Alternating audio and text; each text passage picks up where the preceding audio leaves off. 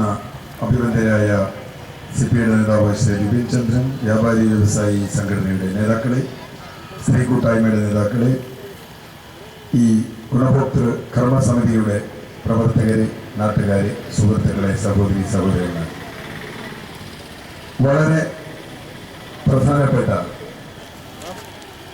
നിർണായകമായ ഒരു സമരരംഗത്താണ് നിങ്ങൾ നിൽക്കുന്നത് എന്നെനിക്കറിയാം. അതുകൊണ്ടാണ് ഈ മഴ അവഗണിച്ച് ഒരു പ്രവൃത്തി ദിവസമായിട്ട് പോലും സ്ത്രീകളടക്കം ഇത്രയധികം ആളുകൾ ഇവിടെ വന്നിട്ടുണ്ട്. ഒരു സമരത്തിന്റെ ആത്മാർത്ഥത ഞാൻ അളക്കുന്നത് സാധാരണഗതിക്ക് അവിടെ വരുന്ന സ്ത്രീകളുടെ എണ്ണം കണക്കാക്കിയ. കാരണം സാധാരണ ജനകീയ സമരങ്ങളൊക്കെ ഇന്ന് അതിന്റെ ശക്തി തീരുമാനിക്കപ്പെടുന്നത് അതിൽ എത്രത്തോളം സ്ത്രീകൾ പങ്കെടുക്കുന്നുണ്ട് എന്നുള്ളതാണ്. കാരണം ഒരു ഗതിയും ഇല്ലാതെ വരുമ്പോഴാണ് അവർ ഇത്തരം സമരത്തിൽ വരിക. സാധാരണഗതിക്ക് പുരുഷന്മാർക്ക് വന്നു വരും. പക്ഷെ സ്ത്രീകൾ ഒരു സമരരംഗത്ത് ശക്തമായി ഇറങ്ങണമെങ്കിൽ, അതും കക്ഷി രാഷ്ട്രീയത്തിന്, ജാതി മത വ്യത്യാസങ്ങൾക്ക് അതീതമായി വരണമെങ്കിൽ അവർക്ക് ജീവിതത്തിൽ യഥാർത്ഥ പ്രശ്നങ്ങളുണ്ട് എന്ന് അവർ തിരിച്ചറിഞ്ഞിരിക്കുന്നുണ്ടല്ലോ.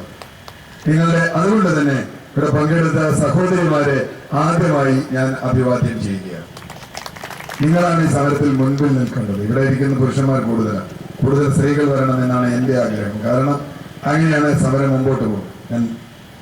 മറ്റൊന്ന്, ഈ ഹൈവേ ഇങ്ങനെ വരുമ്പോൾ ഇതിന്റെ ദുരന്തം എന്തായിരിക്കുമെന്ന് നിങ്ങൾ മുൻകൂട്ടി കാണാൻ നിങ്ങൾക്ക് കഴിഞ്ഞു എന്നുള്ളതാണ്. ഞാനിത് പറയാൻ കാരണം, ഇപ്പോൾ NH 47 മണ്ണുത്തി മുതൽ എടപ്പള്ളി വരെ, അതിപ്പോ അങ്കമാലി വരെയുള്ള പണി തീർന്നു കഴിഞ്ഞപ്പോ അതിൽ മറ്റു തർക്കങ്ങളൊക്കെ നിൽക്കട്ടെ, ടോള് വേണോ വേണ്ടയോ, അതൊന്നും അല്ല പ്രശ്നം. ഇപ്പോൾ അവിടെ വന്നിട്ടുള്ള ഏറ്റവും വലിയ എതിർപ്പ് ആ റോഡ് ക്രോസ് ചെയ്യാൻ വരുന്ന വഴിയിലാണ്. അങ്കമാലി മുതൽ മണ്ണുത്തി വരെ 39 കിലോമീറ്റർ ദൂരം, ഏതാണ്ട് 22 ക്രോസിംഗുകൾ, 22 മെയിൻ ക്രോസിംഗ്, ചെറിയ ക്രോസിംഗ് അല്ല, 22 ക്രോസിംഗ്.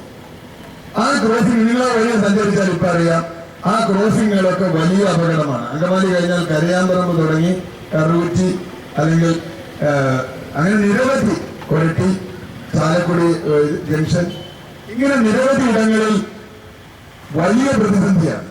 ഒരുപാട് അപകടങ്ങളുണ്ടായി. ആ ദേശീയപാതയുടെ പണിയുമായി ബന്ധപ്പെട്ട് കോടതിയിൽ ചെന്നപ്പോൾ നിരവധി അപകടങ്ങളുണ്ടായി ദേശീയപാതയിൽ എന്ന് പറഞ്ഞപ്പോൾ ദേശീയപാത അതോറിറ്റി പറഞ്ഞ കാര്യം നിങ്ങൾ ശ്രദ്ധിക്കേണ്ടതാണ്. ഈ റോഡ് ക്രോസ് ചെയ്യണമെങ്കിൽ ആളില്ല ലെവൽ ക്രോസ് ചെയ്യുന്ന പോലെ ക്രോസ് ചെയ്യണം എന്നാണ് എന്നോട് എഴുതി തന്നിട്ടുണ്ട്. ദേശീയപാത, ഇത് ദേശീയപാതയായിട്ട് വരാൻ പോണേ. ദേശീയപാത ക്രോസ് ചെയ്യണമെങ്കിൽ ആളില്ല ലെവൽ ക്രോസ് ചെയ്യുന്ന പോലെ വേണമെന്നാ. എങ്ങനെ ആളില്ല ലെവൽ ക്രോസ് ചെയ്യുന്നതെന്നറിയോ?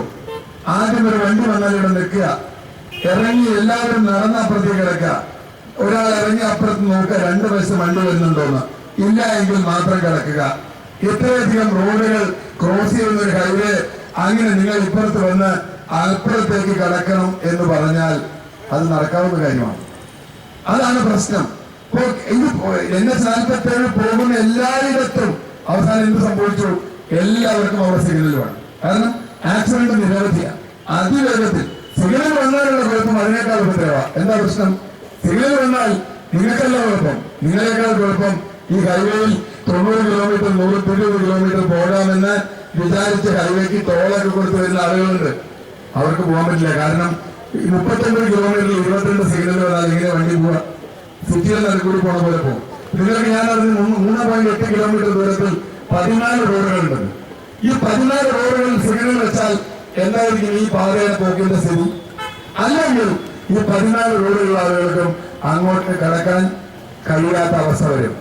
ഒരു 1-2 സിഗ്നൽ വയ്ക്കും, ബാക്കിയുള്ള സ്ഥലങ്ങൾ അത് ഹൈവേ ക്രോസ് ചെയ്യും. കാരണം എൻട്രി കൊടുക്കാൻ പറ്റില്ല, അത് സേഫ് അല്ല. അതിന് 120 കിലോമീറ്റർ നമ്മളിപ്പോ കാണുന്ന പോലെയല്ല. 60, 80, 90, 100, 120 കിലോമീറ്റർ വേഗതയിലാണ് ഇതിലെ വണ്ടികൾ പോവുക. അപ്പോൾ നമുക്ക് ഒരു സൈക്കിൾ യാത്രക്കാരന് പോലും അപ്പുറത്തേക്ക് കടക്കാൻ കഴിയാത്തൊരവസരം. ഇതാണ്